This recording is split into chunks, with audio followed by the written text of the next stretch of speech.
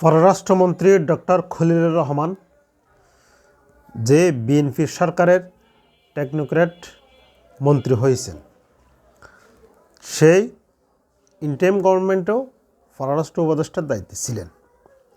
উনি দিল্লি, দোহা, ওয়াশিংটন থেকে শুরু করে প্রত্যেকটা কান্ট্রিতে কিন্তু উনি একটা বাংলাদেশের সম্পর্কে মেসেজ যে পৌঁছে দেওয়ার কথা সেই নিজে পৌঁছে দিয়েছিলেন। তার পরবর্তীতে এখানে ডিপ স্টেটের অনেক যে ইনফ্লুয়েন্স, অনেক যে প্রভাব, সেটা কিন্তু ডক্টর খলিলের মাধ্যমেই বাংলাদেশে প্রভাবটা বিস্তার করেছিল ডিপ স্টেট। এরপর যখন বিএনপি সরকারের পররাষ্ট্রমন্ত্রী হয়েছেন, সবাই কিন্তু সেই বিষয়টা কিন্তু একটু অবাক হয়েছে। যদিও বা সবাই অবাক হয়েছে, কিন্তু আমি অবাক হইনি। কারণ হলো, এটা একটা ডিপ স্টেটের একটা পার্সন আমি মনে করি। যেহেতু যে বিএনপি ক্ষমতায় আসছে, দিল্লি বিএনপির সাথে একটা সম্পর্ক করতে চায়। দিল্লি জনাব তারেক রহমানের সাথে দিল্লির পক্ষ থেকে প্রধানমন্ত্রী মোদি সাহেব বাংলাদেশের প্রধানমন্ত্রী তারেক রহমানের সাথে ফোনে কথা বলছেন এবং তাকে সপরিবারে দিল্লিতে আমন্ত্রণ করা হয়েছে। সেই যে ডিপ স্টেটে যে একটা কথা আমরা দেখতে পাচ্ছি, ডিপ স্টেট কিন্তু বাংলাদেশের মধ্যে অনেক আধিপত্য বিস্তার করে। রিসেন্টলি এই 18 মাসে যে আমেরিকার অনেকগুলো চুক্তি হয়েছে, সেই চুক্তিগুলো কিন্তু কার্যকর করতে গেলে কিংবা লং টার্ম স্টে করতে গেলে, বাস্তবায়ন করতে গেলে, যে যার দ্বারা যার হাত ধরে এই চুক্তিগুলো হয়েছে, তাকে কিন্তু যে বিএনপি সরকার মন্ত্রিসভায় রাখছেন এবং সেটা কিন্তু তাদের ইচ্ছা বলে রাখছেন, সেটা আমার মনে হচ্ছে না।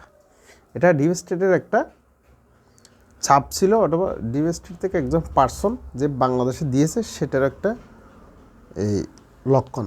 অন্যদিকে আমেরিকা এবং ইন্ডিয়ার মধ্যে যে দূরত্ব ছিল, ইন্ডিয়া এবং আমেরিকার মধ্যে দূরত্বটা কিন্তু অলরেডি গুছিয়ে গেছে। অর্থাৎ তাদেরকে যে ট্যারিফ ছাপিয়ে দেওয়া হয়েছিল, সেই ট্যারিফ থেকে বের হয়ে দিল্লি যখন বলতেছে আমরা তেল কেনা শুরু করব, তখন কিন্তু সেই ট্যারিফ বন্ধ হয়ে গেছিল।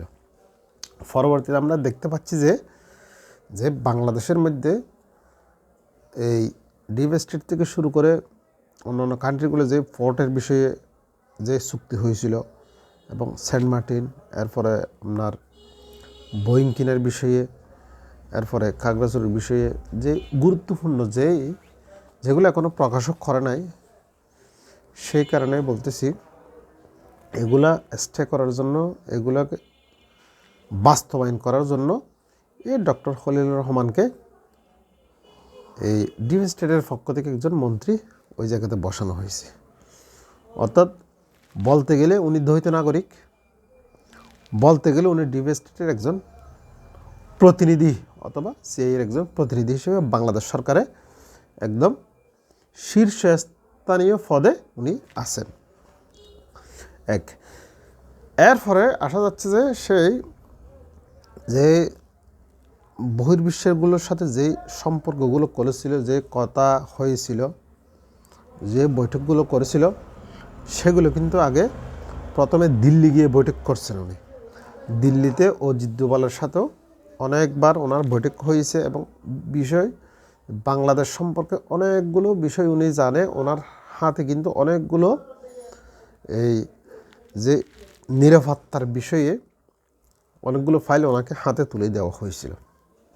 এরপরে ডিপ স্টেটেও যেই ইলেকশনের কয়েকদিন আগেও কিন্তু উনি ওখানে ছিলেন, অর্থাৎ আমেরিকাতে ছিলেন।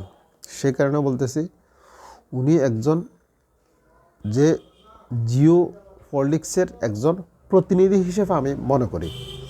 সে কারণে আমেরিকা যখন ওনাকে প্রতিনিধি হিসেবে সিলেক্ট করেছেন, সে কারণে জনাব তারেক রহমান আর কথাটা ফেলতে পারেন নাই। যেহেতু বাংলাদেশ এখন জর্জরিত অবস্থায় আছে, সেটাই আমি মনে করি।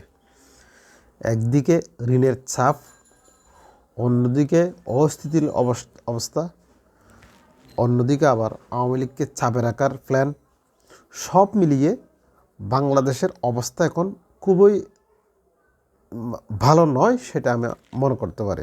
এর চেয়ে আমি হার্ড শব্দগুলো ব্যবহার করতেছি না এখানে। যাক, পরবর্তীতে দেখা যাক খলিলুর রহমান কতদিন থাকে।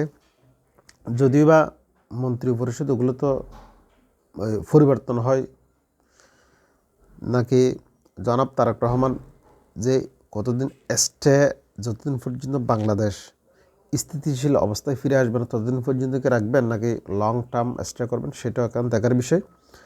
এখানে আরেকটা কথা হচ্ছে যে বাংলাদেশ যখন স্থিতিশীল অবস্থায় ফিরে আসবে তখন কিন্তু যে পররাষ্ট্র মন্ত্রণালয়ের একজন বিএনপির পক্ষ থেকে আরও অনেক যোগ্য ব্যক্তি কিন্তু এখানে আছে, তাদেরকেও হয়তোবা অ্যাড করা হতে পারে। যাই হোক, সবাই সুস্থ থাকবেন, ভালো থাকবেন, পরবর্তীতে দেখা যাক। আল্লাহ হাফেজ।